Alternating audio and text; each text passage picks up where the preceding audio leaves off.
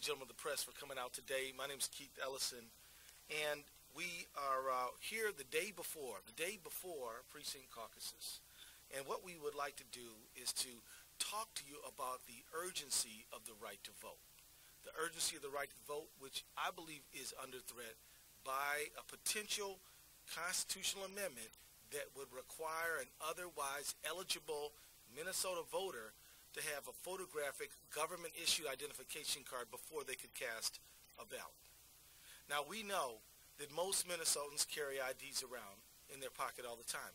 I get on, whether you go on the airplane or whether you go on, whatever you're doing, it's often common for people to have an ID. But you know what? That's not true for everybody. And this democracy has got to work for everybody.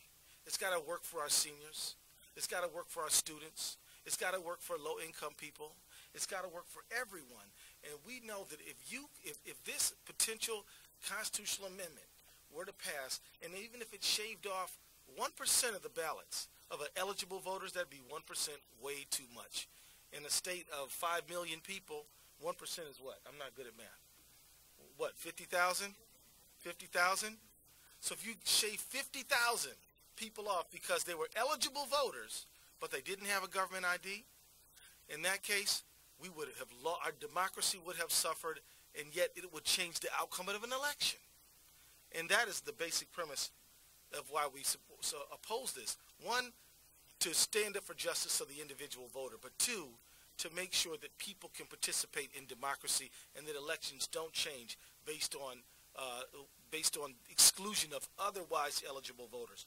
I want to bring to your attention, ladies and gentlemen of the press, a resolution I'm hoping people who participate in their caucuses tomorrow will try to offer as a resolution. And it says, we oppose an amendment in the Minnesota Constitution to require an otherwise eligible voter to present a government-issued photo identification as a precondition to casting a vote in a Minnesota election.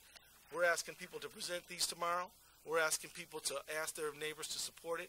And we're asking for people to talk about this. We're proposing this so people will discuss it, so that people will get up on the issue, and so we can break through this idea that, hey, everybody, quote unquote, everybody has an ID, don't they? The truth is most people do, many people do not, and they deserve to be participating in our society as well. So enough from me. I just want to say one more important fact, and that is there have been people prosecuted for illegal voting, but we have yet to find one single imposter voting case in the state of Minnesota, which is the only thing that an ID would stop. People who have prior criminal convictions may have voted and they weren't supposed to. The law takes care of that problem. But in terms of somebody saying, I'm somebody, and you're not really that person, and you present an ID, that imposter voting is the only thing that an ID might possibly stop, and we have no cases of that. So this is truly a solution in search of a problem. The real solution they're looking for is to try to alter the outcome of an election by excluding legitimate, eligible Minnesota voters. So enough talking from me. I want to ask my dear friend Mai Thor to come talk about voter ID and how it would affect people with disabilities. Mai, you got the mic. Here. Oh, yeah, you got that. Yeah. Yeah, you just want to. Mai Thor, everybody. Thank you, Keith. Can you guys hear me? Thank you for having me today. Minnesota's election laws are among the best in the country. We have among the highest voter turnout during our elections. However, if the constitutional amendment requiring a photo ID in order to vote were enacted, we would no longer be among the best. We would be among the most unfair, treating voters unequally.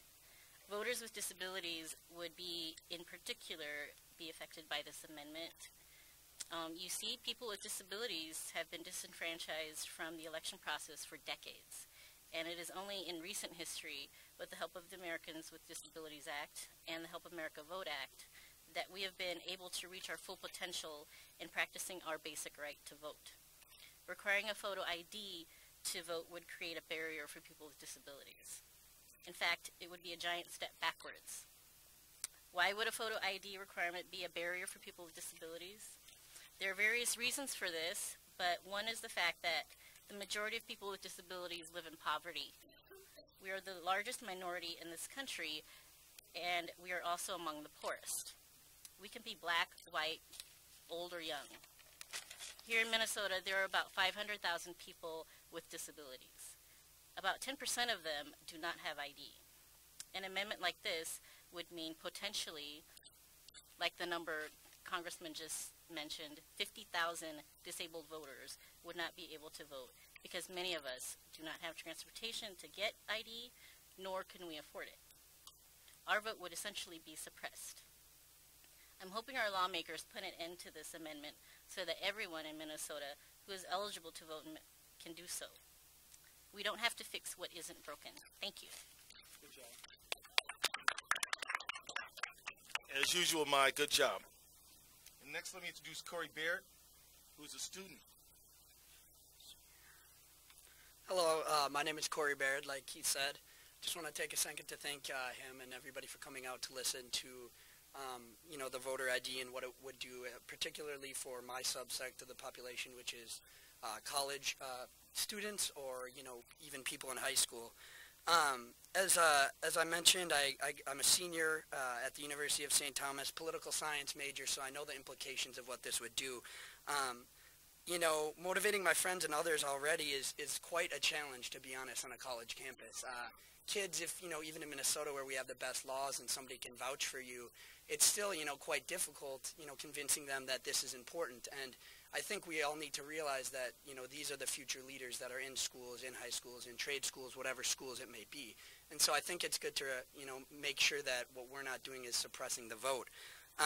And really, to be quite honest, I think it could only add to the disenchantment that really exists already in younger students with politics.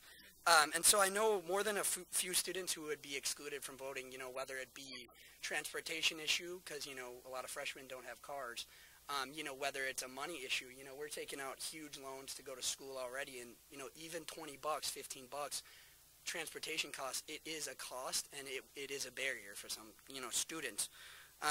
Others, live in Wisconsin but live in, Minnesota, go to the U of M. They would be excluded because, the ID, their address is different. So you have a lot of these situations where kids are, there's barriers to letting them vote, and that's just not right. And, for me personally, I work 35-hour job. I'm looking for a job after I graduate, trying to contribute to society, and then they're telling me that I need to go, out of my way and do, all these things to vote. That's something that I was granted the right by people who went to war and, marched for our right to vote. So, it really, there's a cost.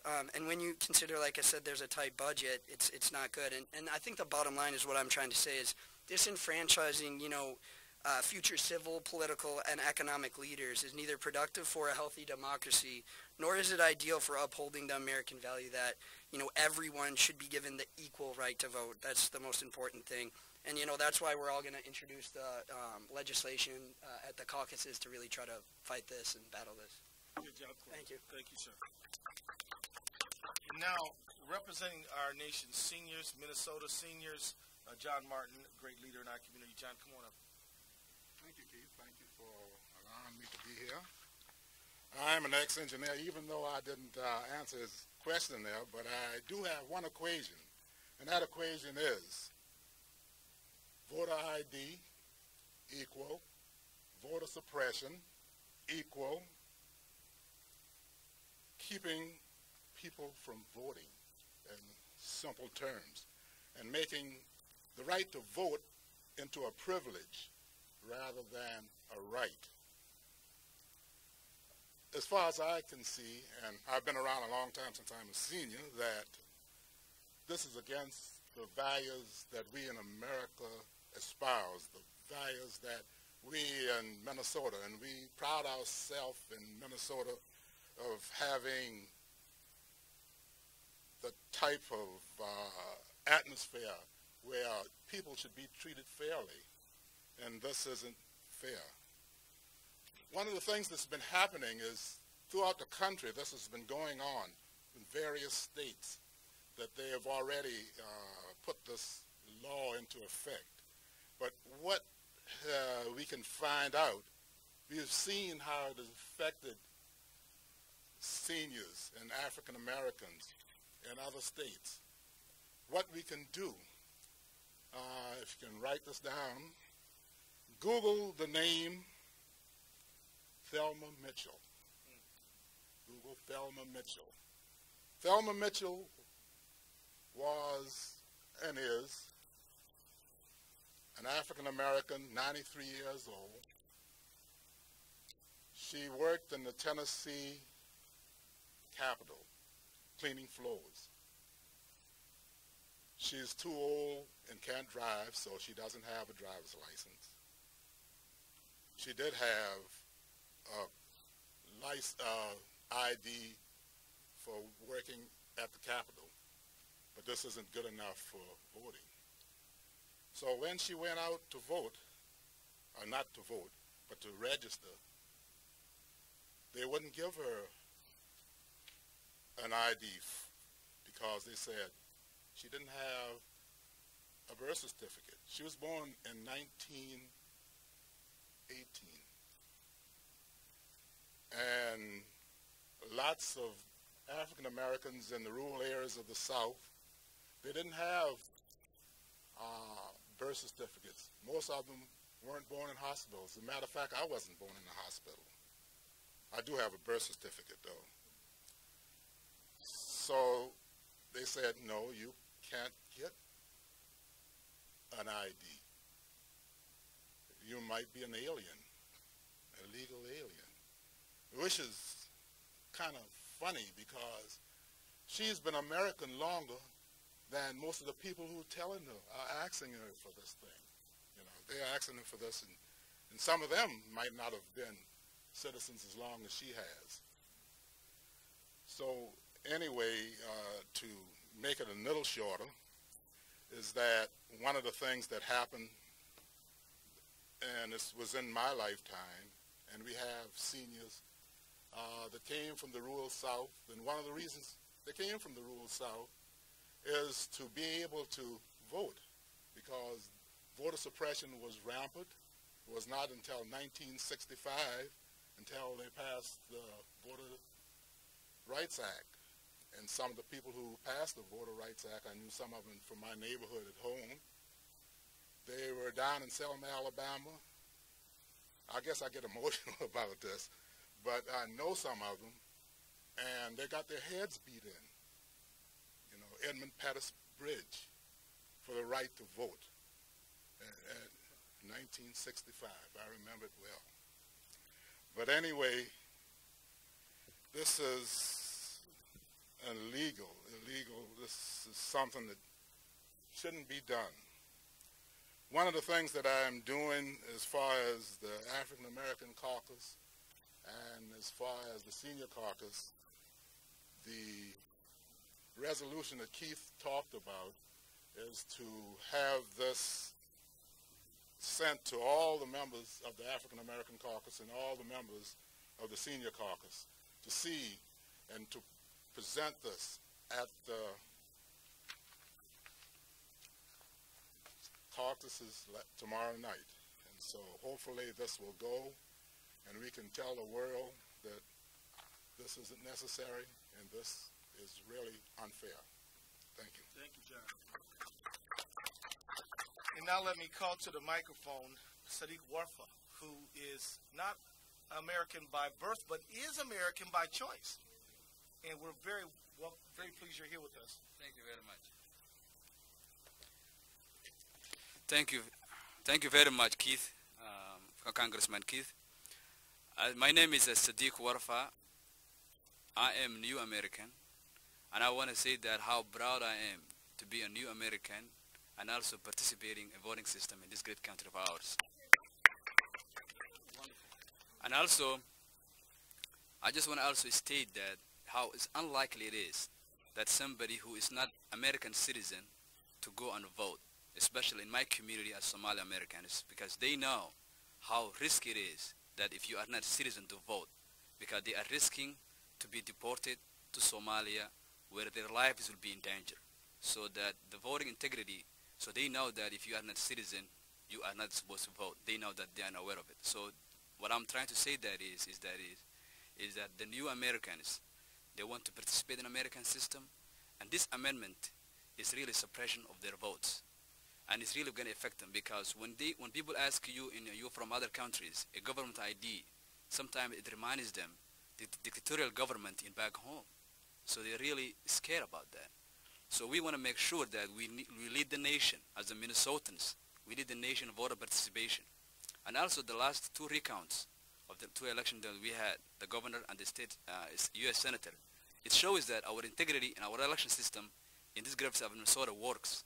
So you don't have to fix something that's not broken.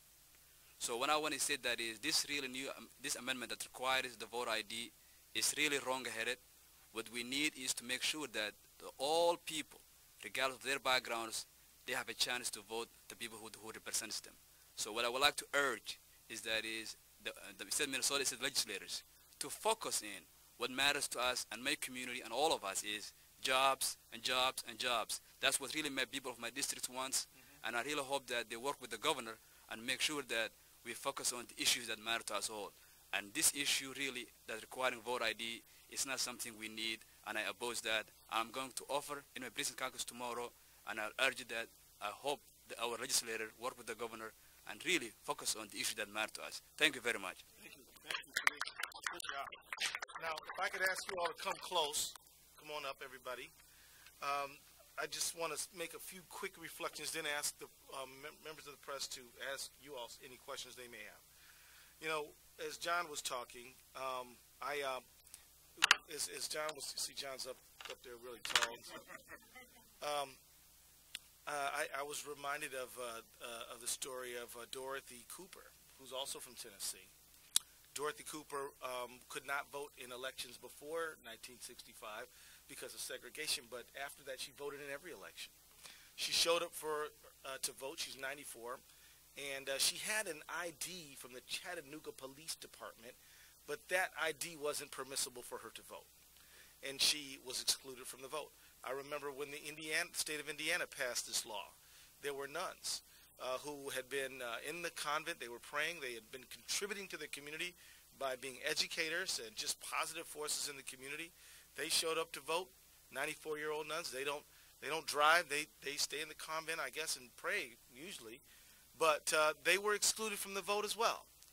And you should know that it's not just you got to have a photographic ID. You know, quite frankly, that wouldn't be a huge problem. We might be able to deal with that. But let me tell you, this bill in Minnesota and all these all over the country are very narrowly prescribed what kind of ID is permissible. Let me give you an example. In Texas, you can vote with a gun ID, but you cannot vote with a student ID like Corey might have. So they're literally deciding which IDs are okay and which ones are not. So even though the lady that John mentioned and Dorothy Cooper and students in Texas have IDs, they're not the kind of IDs that the statute specifically allows for. And I was talking to a friend of mine yesterday from Minnesota, who he's an adult child of immigrants from the Scandinavian countries. His mother, who was born at home, in her own, and wanted to go overseas, and she needed to get a birth certificate. It took 2 years for her to get that particular item, which she would need if she were to go get an ID to vote. So let me just emphasize again, what we're battling against, what we're really up against, is the prevailing idea that so many of us have that, oh, everybody has an ID. Everybody doesn't have an ID. But the people who don't have them are as fully American as any one of us, and they should be allowed to vote. So, you have any questions? We'd be happy to try to answer them.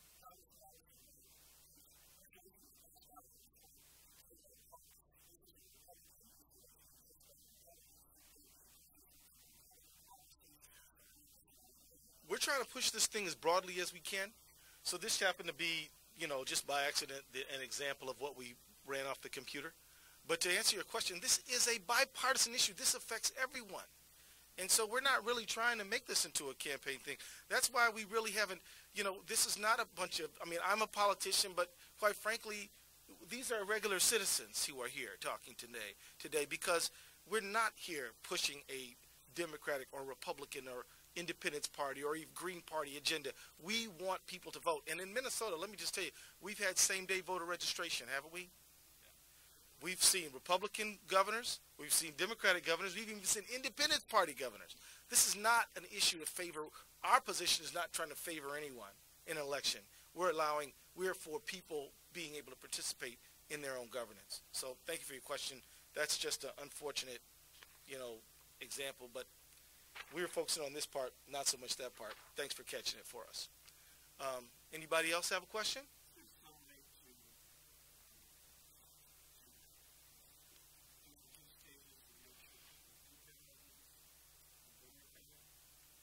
You know, we could, maybe that's possible, but here's my basic question. Why do we need why the ID thing? I mean, that's my question. Because once they get us talking about, okay, well, if we tinker this way or we tinker that way, maybe we could get this ID. What is the whole concept of trying to push voter ID? It is about voter suppression. If we end up having to go find IDs for people or whatever, maybe we could do that. But I just want to know, why are we doing this in the very first place? And why would we buy into the basic assumption that it's necessary when no one has proven that? And like I said, there have been people who have prior felony convictions who have voted, and the county attorneys have addressed those people. But I'm looking for the imposter voter, because that's the person who the ID would protect us against. But I haven't found that person. So I do honor your question, but I'm stuck on dealing with the fundamental proposition that we need this. Yeah.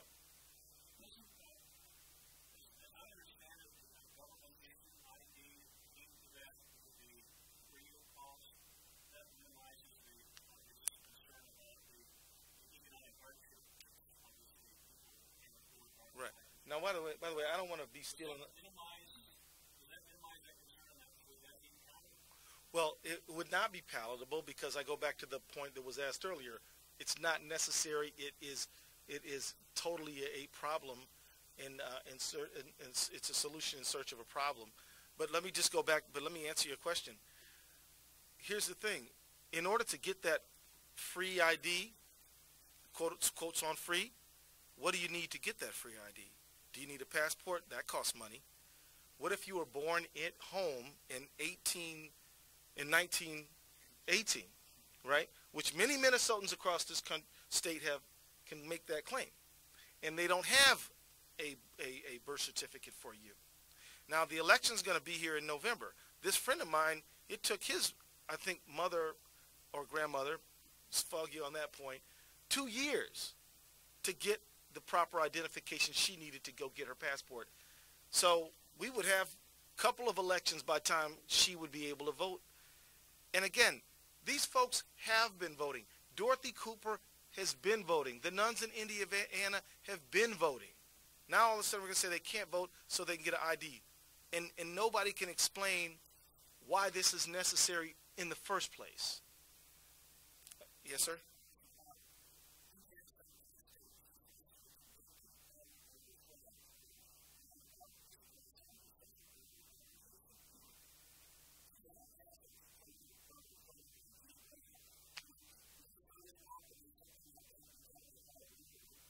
I got to admit that I don't know the answer. Maybe somebody else does.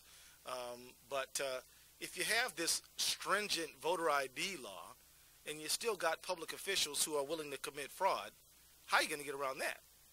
Right? So, again, this isn't even solving the problem they claim they want to prevent. At the end of the day, dishonest people who are intent on being dishonest are going to be dishonest. But the vast majority of Minnesotans, I mean 99.999%, are honest people. And my biggest problem as a person who's tried to get people to vote is getting them to the polls at all. There's no huge rush to get for people to vote who are not eligible to vote. I mean, that's not the problem. The problem is the other way. You know, so look, we have the best election system in this country. Why mess with it? And here's another fact for you guys. How is it, just by some magical happening, that 38 states have simultaneously pushing this same sort of restrictive voting stuff? Why is that? Well, there's a group called the American Legislative Exchange Council that has decided that this is a strategy they can pursue that can help them alter the outcome of elections. This is not an organic thing. This is not a response to a problem that we're having in the state of Minnesota. This is a strategic move by an organization that has a political agenda that it's trying to push. And we're saying, later for your agenda, we, the American people, the people of Minnesota, want to be able to vote and persuade people on the issues. Don't try to exclude them from voting in the first place. So it looks like we're kind of run out of questions, but I do want to, yes, sir.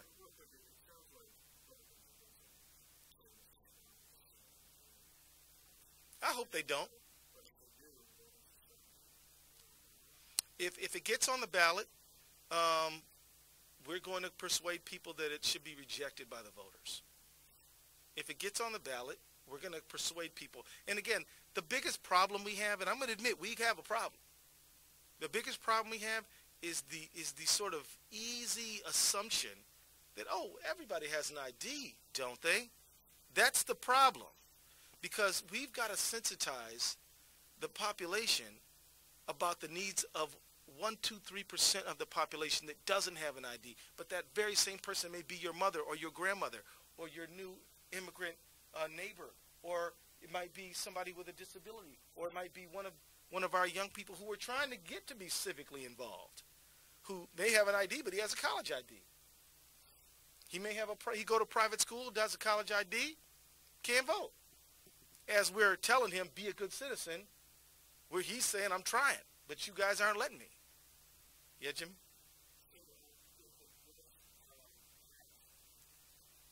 We're not even going to concede that.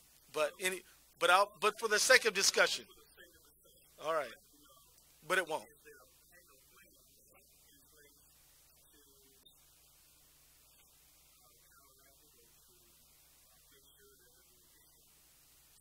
So what you're saying is if it somehow becomes a law, which it's not, will we then go try to get people IDs? Well, we're probably going to have to, right? But let me just tell you, I am as a great respecter and lover of the press. You guys want to always ask, well, what's next? What's next? Let me tell you something. I'm going to pull us back and say, no, we're not. We are going to defeat this measure. First, we're going to ask people in the legislature, Republicans and Democrats, to not create barriers to voting for our fellow citizens. Then if we can't persuade them on that, we're going to convince the Minnesotans to defeat this measure.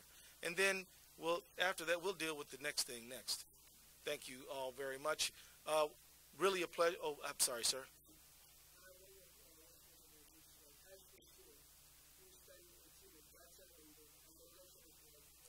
Right. Well, we want 18-year-olds to vote. They need to, if they have a photo ID requirement, they might be interfered with, and we don't want that to happen. So we think that everybody 17, 18, 16 needs to get involved and be civically engaged to protect their rights, particularly people who are going to be 18 by the time Election Day rolls around. You can't go to sleep on this one. We need you guys engaged. So with that, just want to say thank you to everyone for coming. Thank you to Mr. John Martin, a leader of senior citizens, Stand Up for the Right to Vote. Mr. Corey Baird, Stand Up for Students and their right to vote. Mai Thor, Stand Up for People with Disabilities, their right to vote. And Sadiq Warfa, standing up for people who are new Americans and their right to vote.